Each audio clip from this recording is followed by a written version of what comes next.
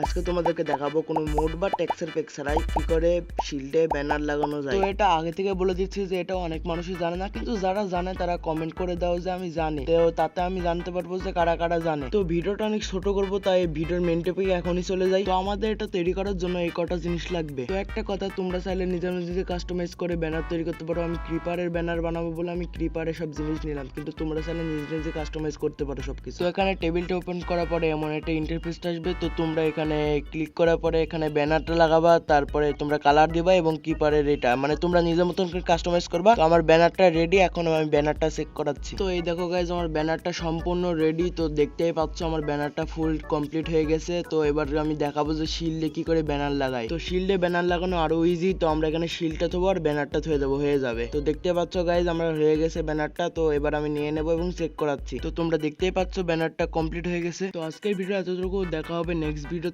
তো কোনো কোশ্চেন থাকলে কমেন্ট বক্সে কমেন্ট করতে পারো, কোনো সমস্যা নাই।